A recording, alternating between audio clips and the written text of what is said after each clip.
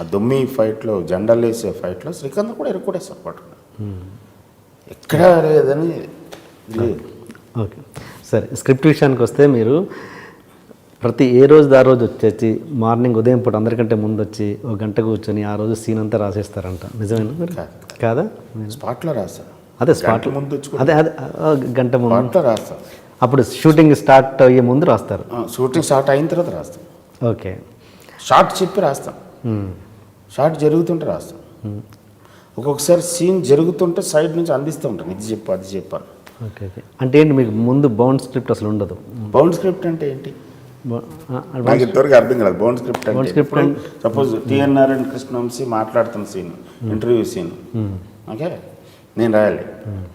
నేను ఇంట్లోకి వచ్చి టిఎన్ఆర్ ప్రీవియస్ ఇంటర్వ్యూలో చూసి, ఓ ఈ యాంకర్ క్యారెక్టర్ ఇది, వీడు కొంచెం పెనిట్రేటింగ్గా వెళ్తాడు, కొన్ని డార్క్ సీక్రెట్స్ని బయట లాగడానికి ట్రై చేస్తాడు, కొన్ని అని ఒకటి డిజైన్ చేసుకుని వంశీ ముందే ఇంటర్వ్యూలు అన్నీ చూసి వీడు ఇలా ఉన్నాడు కాబట్టి మనం ఎలా ఉండాలని ఒక ఆలోచనతో ఇక్కడికి వచ్చుకోవచ్చు. ఓకే అలాగే దీనికి ఎలా రాసిన scene, it's most organic scene.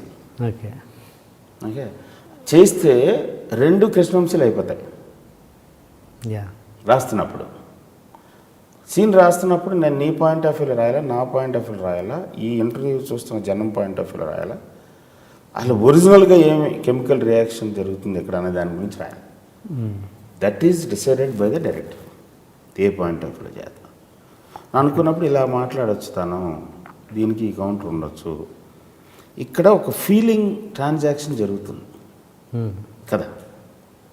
ఈ ఫీలింగ్ ట్రాన్సాక్షన్ జరుగుతున్నప్పుడు బేసిక్ థింగ్ అనేది నాకు ఉండే వస్తుంది, అయితే ఆ సీన్ ఎందుకు పెడతాం అక్కడ.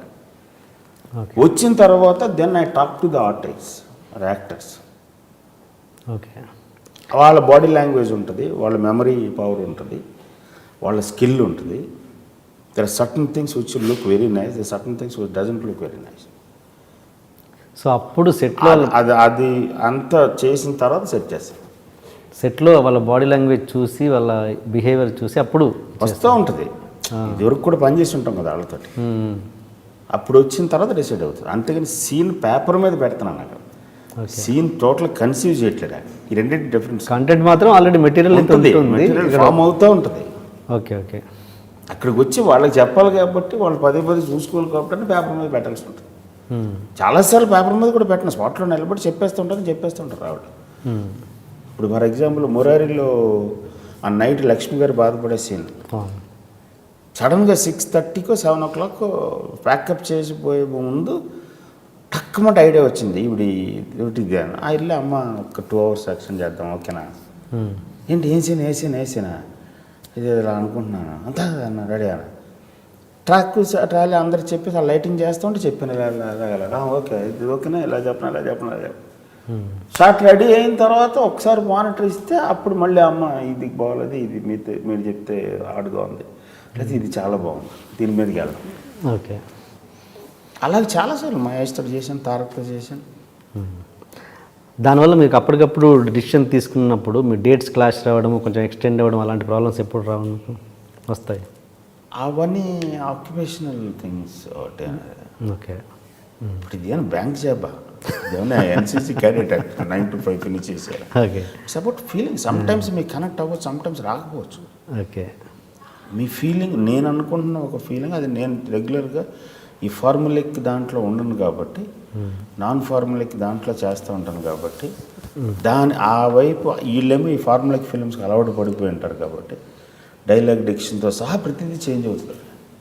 ఓకే, బాడీ లాంగ్వేజ్ చేంజ్ అవుతుంది, లుక్ చేంజ్ అవుతుంది, యాటిట్యూడ్ చేంజ్ అవుతుంది, డ్రెస్ చేంజ్ అవుతుంది, గెటప్ చేంజ్ అవుతుంది, అండ్ బిహేవియరల్ ప్యాటర్న్ చేంజ్ అవుతుంది, and interaction with other characters మారుతుంది. వాడు రెగ్యులర్గా చేస్తున్నట్టు ఉండదు. Okay, please subscribe to Please subscribe for more videos.